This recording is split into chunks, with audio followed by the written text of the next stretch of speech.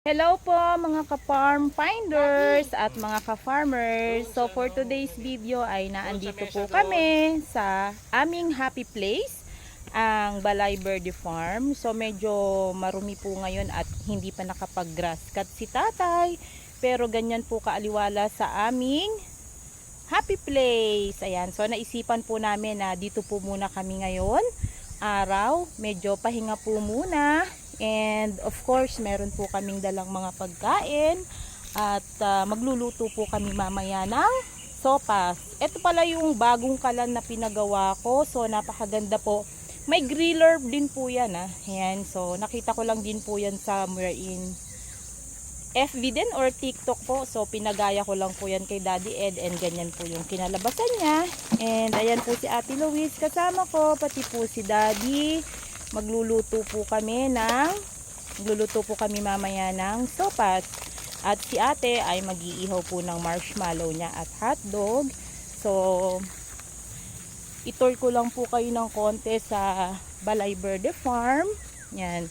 Medyo sobrang init po kasi ng panahon pero maaliwalas naman po dito tsaka mahangin. So, ayan po yung aming munting kitchen. Yan. At yan din po yung CR namin. And at the same time po ay napakarami pong tanim na halaman dyan. And then meron din po kaming kapitbahay doon na lagi din po dito nakastay sa farm. And ayan po si Mami, yung client ko po na si Doc Kent at saka yung family niya po. Lagi po yung nandyan at pumapasyal. Napakaganda po nung area nila. Napakaganda ng lugar nila. So ayan po ang aking mga halaman. Buhay na buhay na. Ayan. At ito po ang aming munting pahingahan. Tapos yan po ay inaayos po ni Uncle Loy. Lahat po ng mga halaman namin dito ay siya ang nagse-set up. So ganyan na po siya kaganda ngayon. Yan.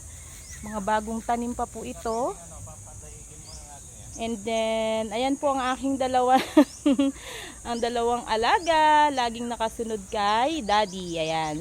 Tapos yan po yung lutuan namin, pero meron pa rin po kasi kaming isang lutuan doon. So doon po muna kami magluluto.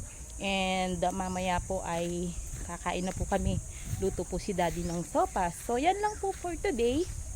Yan po ang ganap sa aking buhay. So pahinga lang po kami ng konti at ipagluluto daw po kami ni Daddy ng sopas. Wow, namumulaklak na po lahat ng aming halaman dito sa Balay Verde Farm.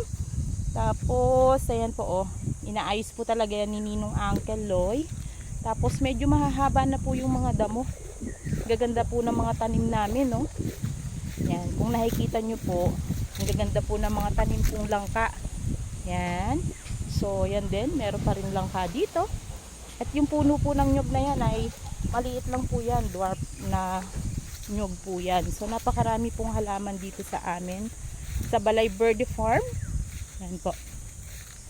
Yan po ay quick tour lang. So, ganyan po kaganda ang aming landscaping. Ganda yan gawa po yan ni Uncle Loy. And medyo wala na po kami masyadong tanim dito ngayon. Kasi summer na po. So, hindi na po kami masyadong nagtatanim pag summer na mga vegetables. Kasi mahirap pong magdilig pag sobrang dami po ng tanim namin. So, ayan po. Ang ganap po dito sa aming Balay Verde Farm. Tapos doon po sa kabilang side, sa kabilang kalsada, meron po diyang resort na amenities po para sa lahat po ng mga farm lot owners. Kaya napakaganda pong magstay dito sa Pagmaya Farm Phase 4 po ito So yan po yung property na nabilihan po namin ng aming happy place. So yan po muna for today. Maraming salamat po sa panonood po ng aking video. Salamat po!